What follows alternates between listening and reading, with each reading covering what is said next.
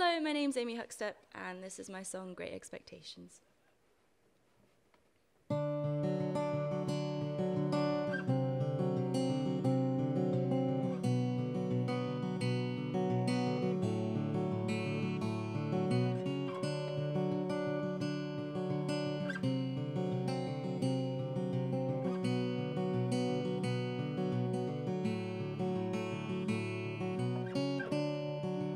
Can I ask you a question? Did you enjoy the show? 'Cause I've been doing some thinking, and I just gotta know, do you really like me? Do you like me as I am? Or did you have great expectations? Thought you could mold me with the heat of your hand.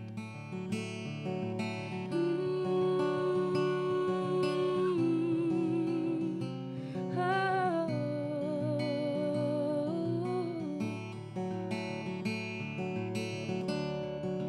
Maybe it's best we leave it in the hands of the gods, 'cause you're changing like the seasons, and I don't think that I can keep up. I don't want you to leave me, but I don't know how to make you stay. And the way you look at me now makes me wonder if you loved me anyway. I can be your actress, play dress up and pretend. I would do anything if it meant this didn't have to end. Been living in a dream world, but please don't wake me up. Your life has lost all meaning. I don't think I'm strong enough.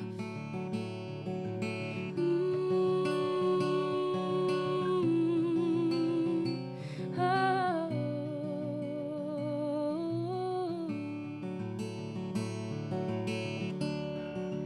Maybe it's best we leave it in the hands of the gods, 'cause you're changing like the seasons. I think that I can keep up. I don't want you to leave me, but I don't know how to make you stay. And the way you look at me now makes me wonder if you loved me anyway. Yeah, the way you look at me now makes me wonder, do you love me anyway? That song I wrote a couple years ago, and I had sat down and I found the chords first, and I realized like the way the chords sounded, I did want them to, in terms of how I played them, I wanted them to sound fun as well, because I thought the chords were quite interesting, and I sort of was happy with that. And the song came about because I realized I'd not written any outwardly LGBT songs before, and I was like, I need to write one of these. So I was like, first thing that comes to mind, talking about how pretty a girl is, that seems like it will work. And yeah, I came up with the chorus lyrics first, and then went off of like that onto the verses. I just got carried away. It ended up being a lot longer than I'd planned to write it, but yeah, I was really pleased with it. And like I say, I wanted to keep it fun. I wanted to keep it upbeat, and sort of, I have a tendency to write really sad songs. And I was like, hang on, this one isn't that sad at all. It's a bit more of like a longing, I guess, behind it. But yeah, it was really fun, and I actually got to record it with a friend of mine. So we did an EP remotely over lockdown, and I play saxophone as well. And one thing I was always adamant from the beginning when I started writing that song was I wanted it to have a sax solo. So I got to have a sax solo in it as well. So yeah, it means a lot to me. I feel like it's one of my favorite songs to sing, and I feel like people like to hear it. So yeah.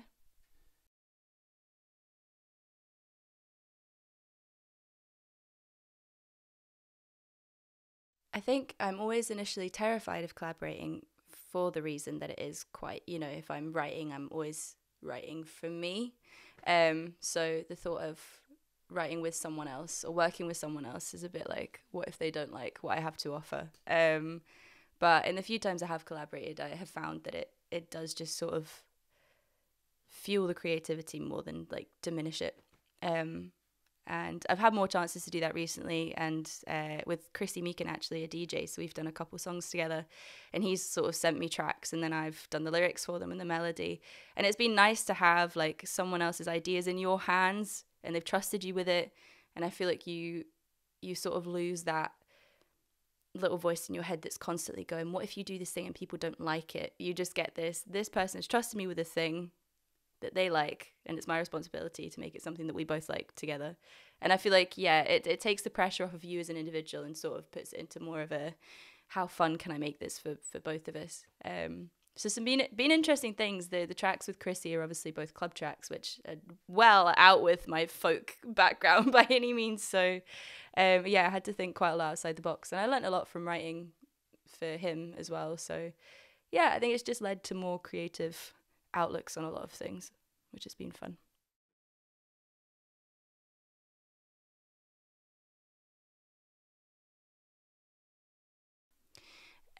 My granddad is an Irishman, and I have a huge Irish family, so I got to hear a lot of sort of traditional Irish folk growing up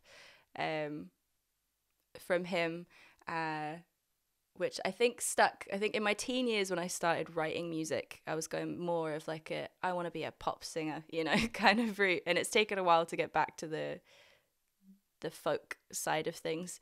A lot of sort of delving into the storytelling more than I was when I first initially started writing. But yeah, I think sort of my granddad and my Irish family had a big influence on that, which I'm very grateful for. But yeah, as I say, it's taken a while to get back to it and start appreciating actual folk music to listen to as well. Because I wish I was one of these teenagers who was well into, classic stuff, like all the old rock from the 60s and 70s, and even like folk things as well. But I just wasn't. So I've had to like relearn everything, reteach myself, and stop listening to Ariana Grande as much. So, it's been good.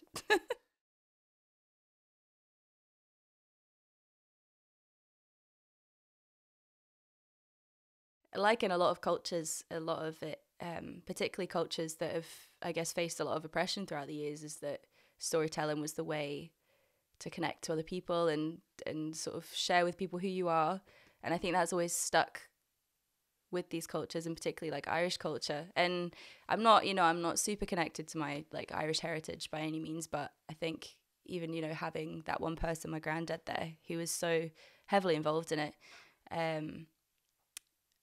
yeah, as I say, I think it's a means of connection and sharing love and care and history as well. I think everyone knows how important history is, and I think you find that, yeah, within cultures where the history has been so rich and diverse, that's why it's stuck. I think that's why people love telling stories about it, and I think that, yeah, you're right, it sticks within music and I guess carries on through that way. But I think it's beautiful. I love it. This song is called They Lay Down by the River.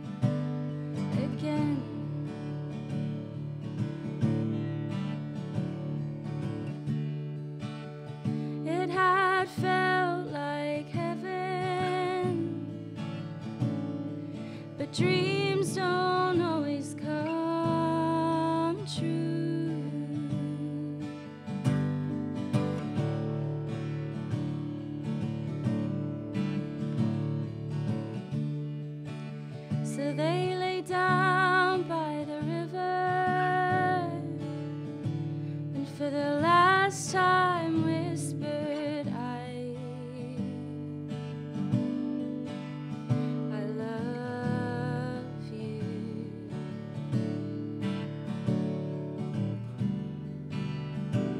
And they knew it was time, the bittersweet end of it all, and still they couldn't let go. She said, you will be in my constellations, forever in my dark night sky, and the whistle of the wind.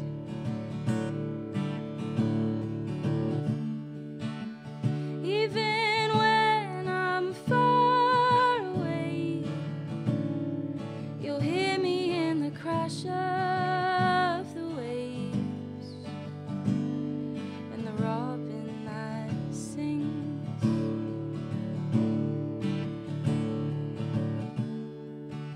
So they lay down by the river,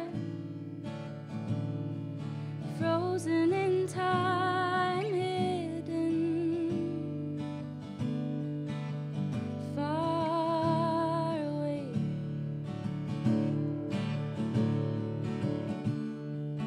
And for a moment they could forget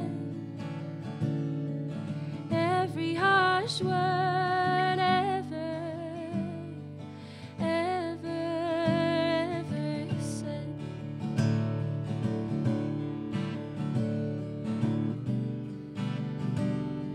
And when the time came to let go,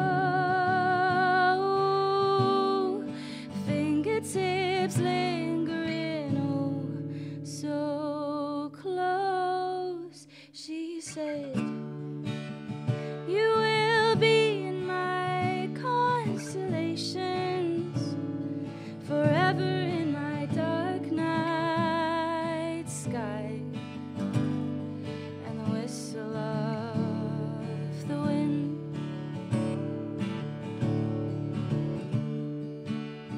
Even when I'm far away, you'll hear me in the crash of the waves, and the robin that sings.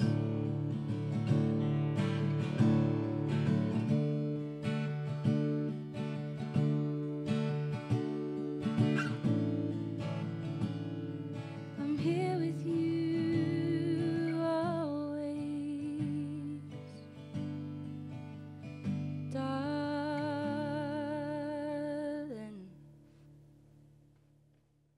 When I first started getting out and sort of being able to play gigs and write music properly, and I was there, I was like, okay, what's my plan? I need to release this much music, which means I can then reach out to these people and be like, look, here's what I've done. Can you give me a record label? Can you get me onto massive stages? And I think particularly actually over the lockdowns, I just realized that completely took any joy out of the music that was there before. It became so much of a, I have to do this because I just have to do it because it's something that I can do and I might be able to be good at it, so I have to just sort of batter in and keep recording things. But I ended up having a really dry spell in terms of writing. I just couldn't write anything, and I was like, what's going on? What is wrong with my brain right now? And the minute I stopped pressuring myself into finding work and finding connections and things, and just sat down and wrote for me again, I was like, there we are. There it is. So, and I've wrote some really lovely stuff since then. So I do find the best way for me is just, if I feel like writing a song, I'll write a song. If I feel like the song's good enough that I can release it and people might enjoy it, then I'll think about doing that and I'll release it. But it's very much like it has to be for me first, and then if other people get on board with it, then that's just, even better. But it's not my end goal. I think it all became about how it was benefiting me in my life, which made a difference. So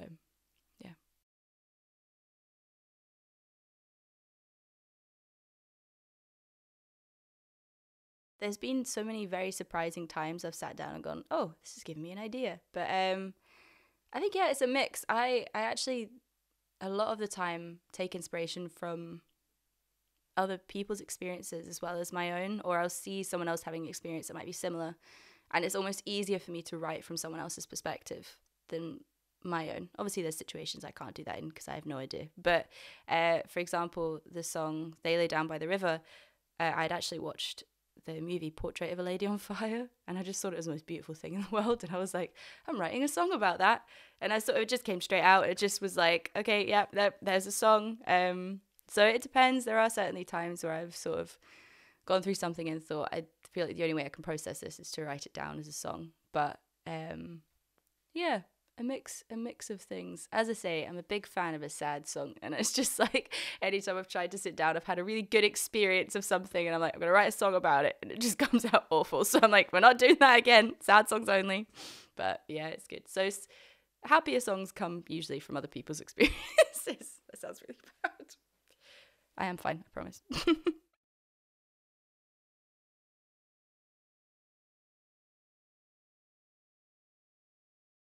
Yeah, as I said sort of before, I've got a couple festivals coming up, which is very exciting.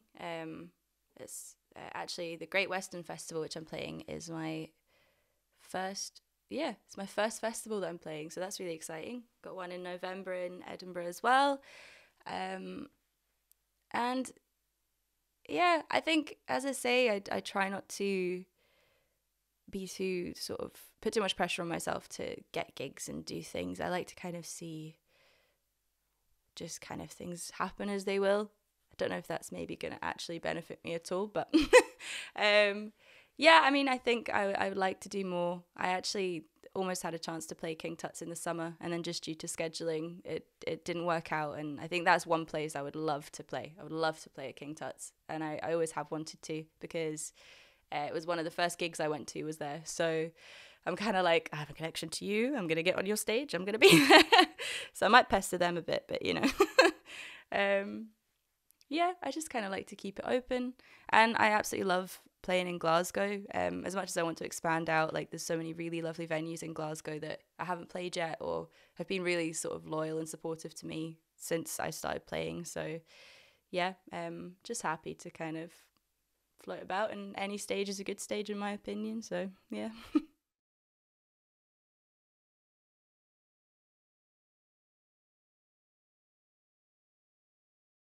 Yeah, I mean, can I recommend people who I'm close to, because I love them too? Good. I'm actually very lucky to share a flat with an incredible musician called Olivia Tom, and she released an EP last year as well. She's an actress too, and she just kind of does it all. And she's started picking up gigs and stuff as well. She's got one in Aberdeen this week, which is very cool. So yeah, beautiful stuff. She's got such like a 70s rock kind of influence to her music, but it's still kind of folky as well. Another fantastic musician I just absolutely love is Jen Ella. She's also doing lots of really great stuff, released some great music, and she is actually from Ireland herself as well, so back onto the Irish chat. She's great. Yeah, I'm trying to think. Anytime I'm asked for names, I just freeze. Who else can I think of that I've been out and about with recently? Gosh, I don't know. It's actually, I can't think of any names coming off the top of my head, but I've been going to the open mic night at Nice and Sleazy's in Glasgow recently, and it's maybe the most incredible evening I've been to. Like, every single person that gets up is like one of the most talented people I've ever met. So I wish I could give you all of their names, because yeah, they're fantastic. But yeah, I see the top of my head, Olivia Tom and Jen Ella. I think they're going to do really well. I'm really excited to see where they go and what they get up to. So yeah. This song is called Butter Could Melt.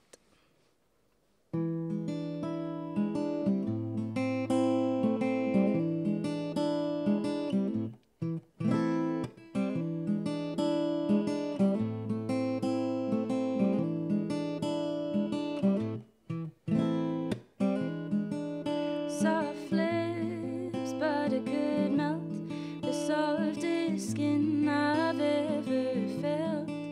Soft eyes, what are they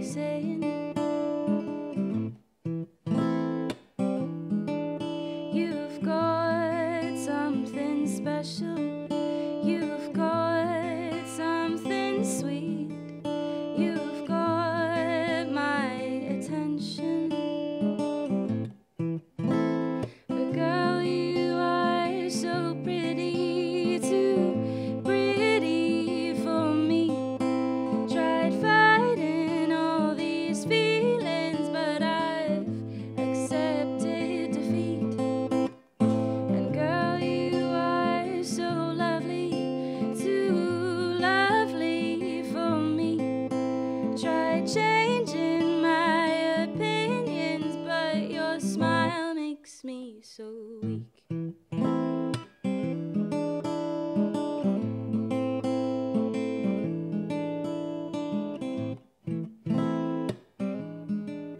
I know it's not right, I know it's not fair. You feel an ocean away, but girl, you are so pretty, too pretty for me. Tried fighting all these feelings, but I've accepted defeat. And girl, you are so lovely, too lovely for me. Tried changing my opinions, but your smile makes me so weak.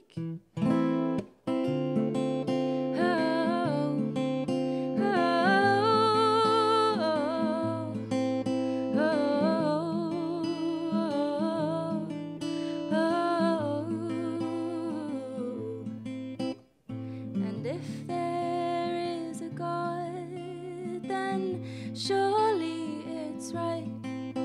Been thinking about you every day, every night. If there is a God, how could he be so cruel? I can't stop thinking about you. 'Cause girl, you are so pretty, too pretty for me. Tried fighting all these feelings, but I've accepted defeat. And girl, you are so lovely, too lovely for me. Tried changing my opinions, but your smile makes me so weak.